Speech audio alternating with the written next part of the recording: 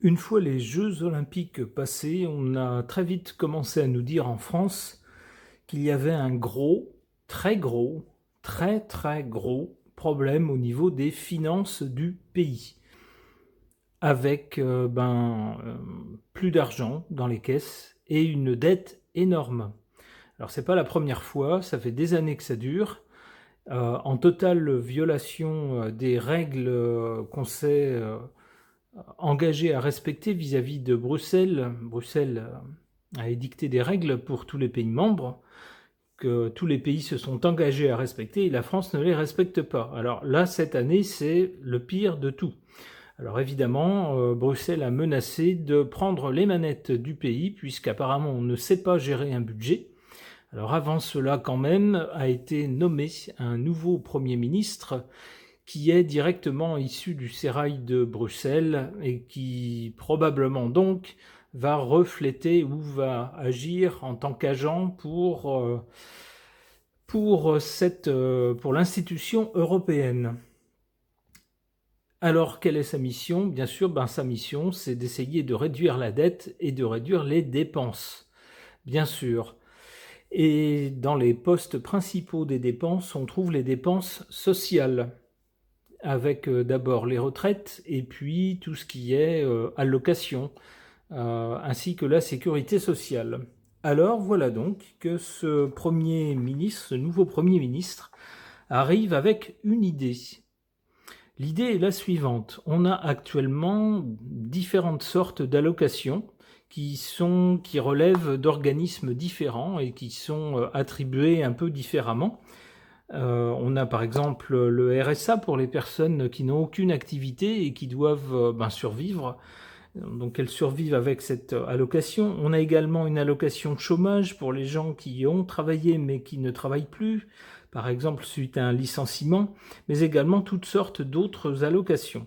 Eh bien, l'idée de ce monsieur, c'est d'empêcher les fraudes en fusionnant toutes ces allocations en une seule. Alors c'est ce que nous dit cet article, RSA, allocation chômage, en quoi consiste le projet de Mimiche, on va l'appeler comme ça, de l'allocation sociale unique plafonnée. Alors remarquez surtout le mot plafonné, c'est-à-dire que on ne pourra pas simplement additionner toutes les aides qu'on a. Non, dès qu'on arrivera à un certain plafond, ça sera, on n'ira pas plus loin. On ne touchera rien de plus. On nous dit que le gouvernement français a décidé de réaliser plusieurs milliards d'économies dans son projet de loi de finances 2025. La conjoncture est à l'austérité budgétaire avec des coupes dans plusieurs secteurs. Afin de réaliser des économies, l'équipe dirigée par Mimiche devra mettre en place certaines mesures antisociales. Alors antisociales parce que, évidemment, les gens ne seront pas contents de voir qu'ils ont moins d'allocations de ceci ou de cela. L'allocation sociale unique plafonnée fait partie des dossiers travaillés par l'actuel gouvernement. Alors on nous dit qu'est-ce que cette allocation qui devra fusionner plusieurs aides sociales, se demandent les Français. L'article y répond. On nous dit ce projet avait fait partie du programme de l'actuel Premier ministre en 2022 alors qu'il était candidat à la présidentielle. Il souhaitait déjà créer une aide sociale unique pour remplacer les allocations actuelles. Alors, cette aide est conditionnée à la disponibilité du bénéficiaire, notamment pour effectuer des activités utiles à la collectivité ou en entreprise. C'est-à-dire que désormais, pour ceux qui le peuvent, bien sûr, il ne s'agit pas de demander de courir un 100 mètres à quelqu'un qui n'a plus de jambes, ça va de soi, mais pour tous les gens qui sont valides et qui sont en état de travailler, eh bien, il n'y aura, si j'ai bien compris, plus d'aide sans contrepartie. Alors, effectivement, ça risque de changer beaucoup de choses pour pas mal de gens. Il y a certainement d'autres détails derrière ce projet, mais je voudrais interroger les cartes au sujet de ce projet d'allocation unique. J'interroge le tarot de Marseille.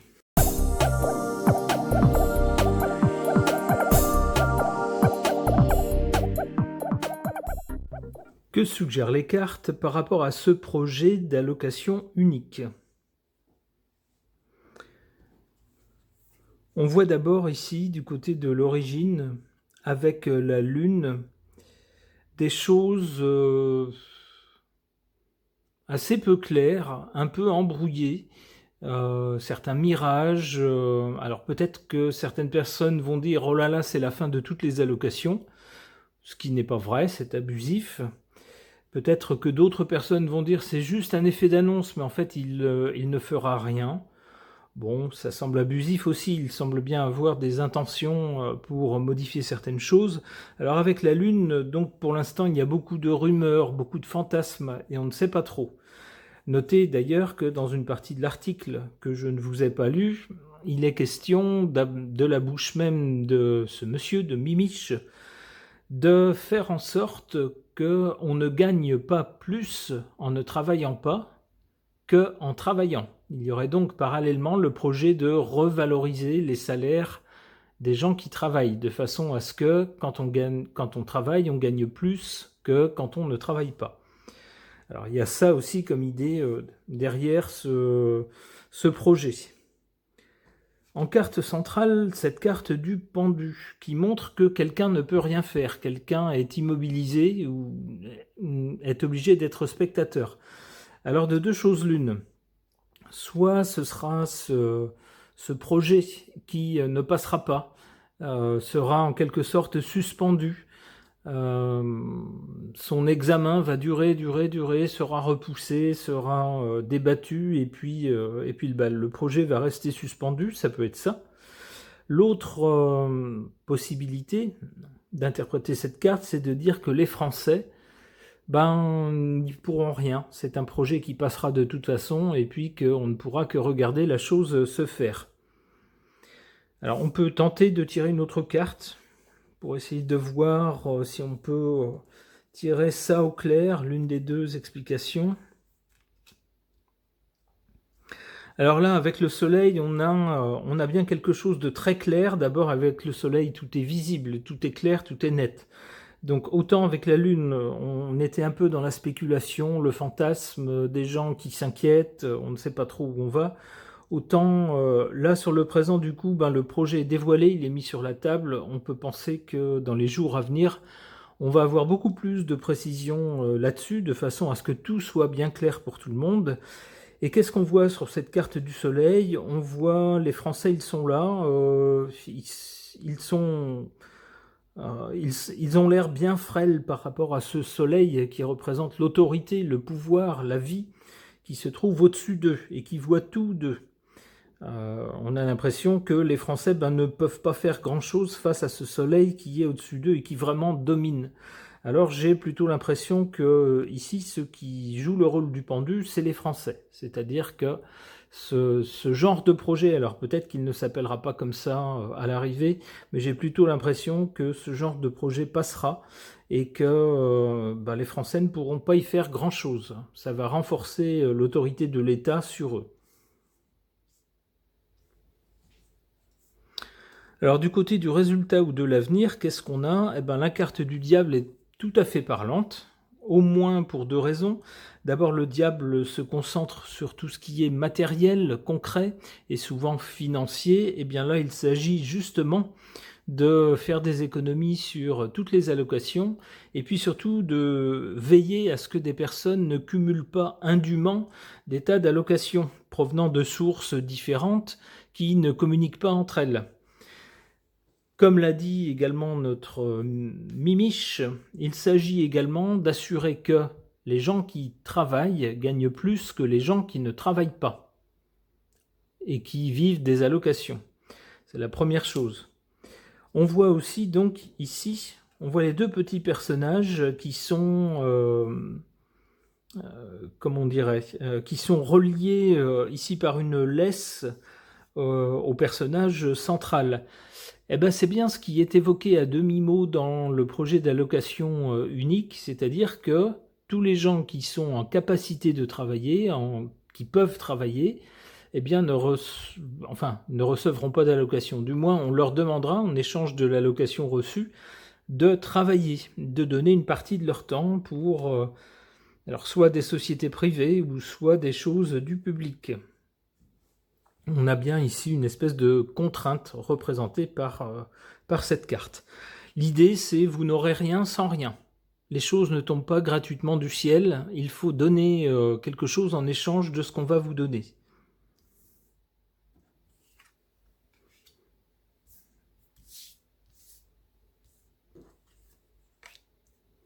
Alors c'est ça, souvent le diable, avec le diable, il est question alors soit de malhonnêteté, soit d'entourloupe, c'est-à-dire qu'on donne quelque chose, mais attention parce que c'est pas gratuit, on demande quelque chose en échange. Et souvent, lorsque vient le moment de donner la chose en échange, on se mord les doigts, on se dit mince, j'aurais pas dû accepter. Et bien avec le diable, là, c'est tout à fait ça, c'est-à-dire qu'on veut bien vous donner des allocations, mais de toute façon, vous allez travailler en échange.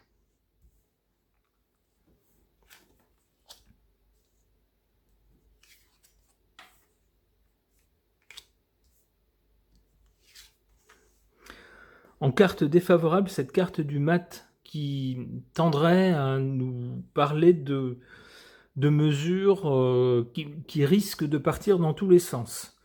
On risque de tout confondre, de tout mélanger, on risque de peut-être de sévir indûment pour certaines personnes qui peut-être ne seront pas en état de travailler, alors seront peut-être en état physique de travailler mais pas en état mental, ou qui auront certains handicaps qui ne seront pas visibles, et puis on leur demandera de travailler quand même, vous voyez ce genre de choses, c'est-à-dire que ça risque de partir dans tous les sens. C'est l'idée du mat ici défavorable.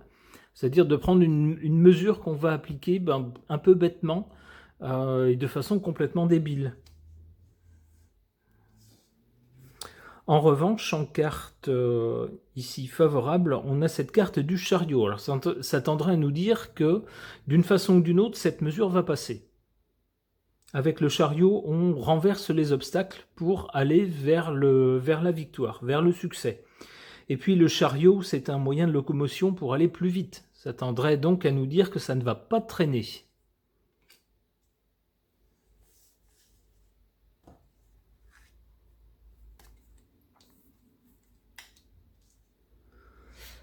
Ah, mais qui voit-on sur la carte du diable? L'impératrice.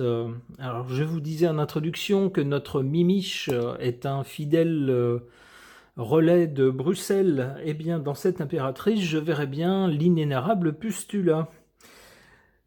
Là où est Pustula, le diable n'est jamais loin, on le sait maintenant depuis le temps. On voit bien ici, si c'est la bonne interprétation, on voit bien qui est derrière cette mesure.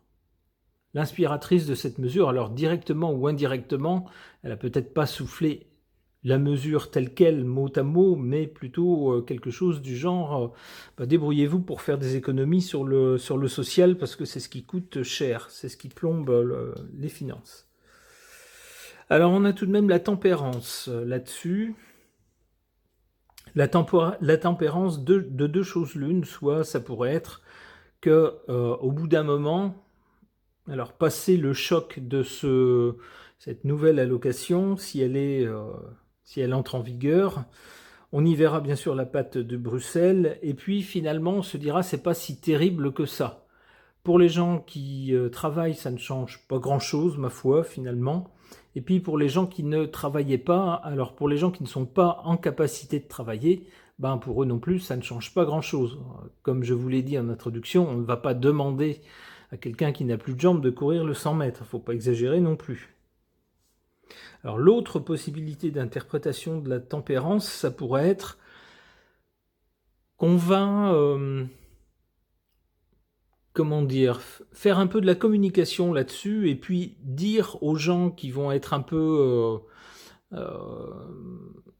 stressés par cette mesure, on va leur dire mais non, ne vous inquiétez pas, c'est pas si terrible, les allocations continuent, c'est pas, on vous prive de rien, c'est juste une réorganisation.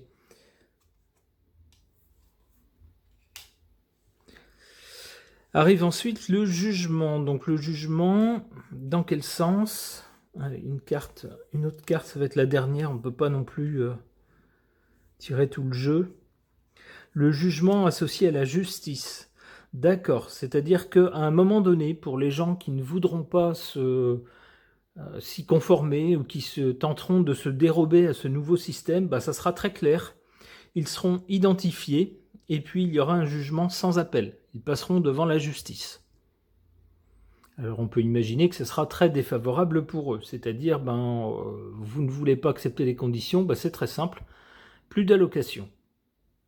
Ok. Concernant le projet d'allocation sociale unique plafonnée de notre nouveau premier, notre Mimiche, j'interroge l'oracle du 6e jour de Fil-Voyance.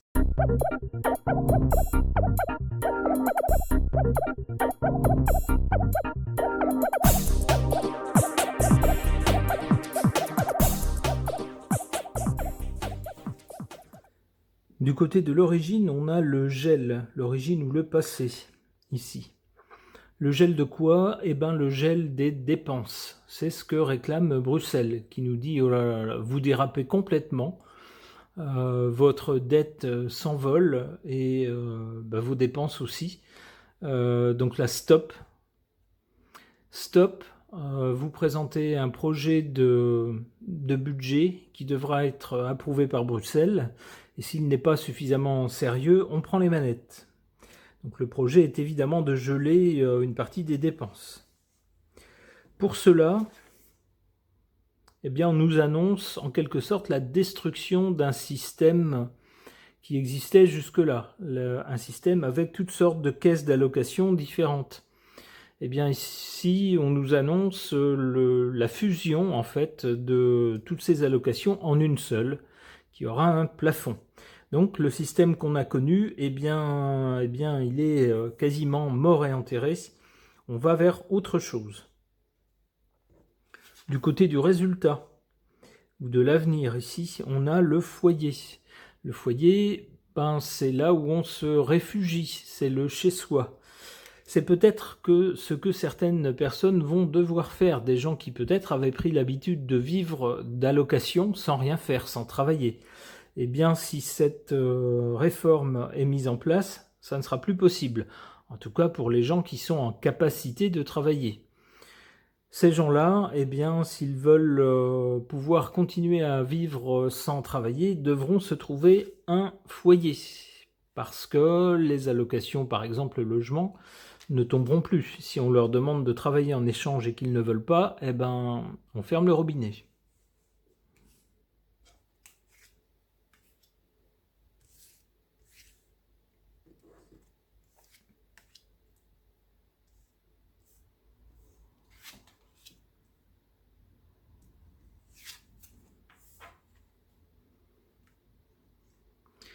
En carte défavorable, en carte qui joue contre ce projet, le temps. Faire bouger, faire changer toute une administration, toute une organisation à l'échelle d'un pays de 67 millions de personnes, ça se fait pas en un claquement de doigts. Il faut du temps. Or, du temps, la France n'en a plus. Elle a déjà demandé un délai supplémentaire pour remettre son projet de budget à Bruxelles, pour que Bruxelles, dans l'espoir que Bruxelles l'approuve et ainsi ne mette pas le pays sous tutelle. Donc il y a une question de temps qui est cruciale. On peut penser que ce projet d'allocation unique on va essayer de le mettre en place le plus vite possible, le plus rapidement possible, pour montrer la bonne volonté des gouvernants et puis la réelle volonté de changer les choses et de faire des économies. Alors, pour tout faire en si peu de temps, et pour que ça se passe de façon réelle, que les bénéfices de cette mesure soient effectifs en peu de temps, eh bien on nous dit que c'est difficile. La difficulté ici est en carte favorable. Pourquoi? Eh bien, on a une réforme qui est compliquée, qui est difficile, qui va certainement soulever l'hostilité de la population. Des gens peut-être vont se dire moi j'y tiens, mes allocations, pas question de lâcher la poule aux œufs d'or, j'en ai besoin, donc c'est non, on va manifester, etc. Donc c'est difficile, c'est quelque chose de très difficile. Mais s'attaquer à quelque chose de difficile, c'est d'autant plus un effort à saluer. Alors ça pourrait mettre Bruxelles dans de bonnes dispositions, et puis ça souligne aussi le fait que notre nouveau premier n'est pas là pour faire de la figuration. Il n'est pas là pour se contenter de mots, mais il présente vraiment des plans d'action, et des plans d'action profonds, qui impactent profondément la société française. Alors, on nous dit que c'est quelque chose de bénéfique, de favorable.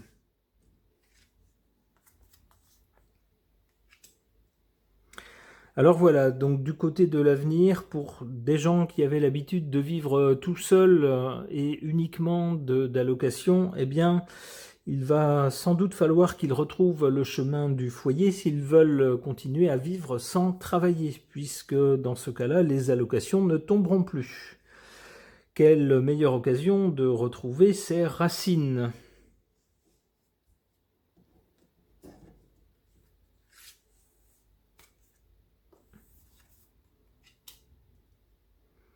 Alors on a là une carte favorable, c'est un peu comme la carte bleue du Béline, cette carte du 6e jour, qui tendrait à nous dire que malgré tout, malgré toute l'opposition ou l'hostilité sans doute que ce genre de mesure a toutes les chances de soulever, eh bien avec cette carte bleue, c'est plutôt une carte de protection sur cette mesure.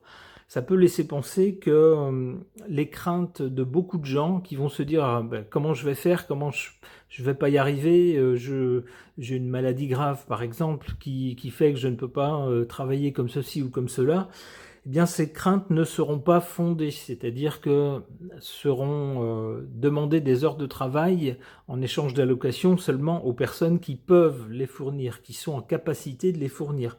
C'est comme ça que je comprends cette carte bleue. Et on aura donc un système peut-être plus juste, c'est-à-dire qu'on vous donne quelque chose. Alors l'argent de l'État, c'est l'argent qui vient des poches des autres. L'argent ne pousse pas dans des arbres situés à l'Élysée. Ils viennent des poches de tous les concitoyens. Donc les concitoyens sont d'accord pour vous donner de l'argent à condition que ça soit justifié, c'est-à-dire que vraiment vous ayez un gros problème de santé, par exemple. Mais sinon, si vous voulez en bénéficier, faites comme eux, travaillez.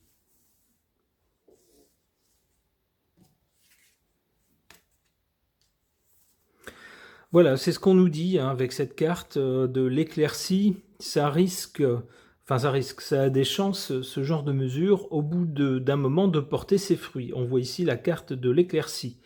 Donc il est possible qu'on se remette sur des rails plus sains au niveau financier. Alors la carte nous parle ici du printemps. Peut-être qu'on commencera à en voir les effets au printemps. On peut l'interpréter comme ça. Alors nous verrons bien si cette mesure porte ses fruits. Alors d'abord si elle est adoptée. Les tirages semblent dire qu'elle le sera, et même rapidement. Reste à savoir après comment elle sera accueillie par la population et si elle porte correctement les fruits qu'on espère. Ce tirage est maintenant terminé. Merci de l'avoir suivi.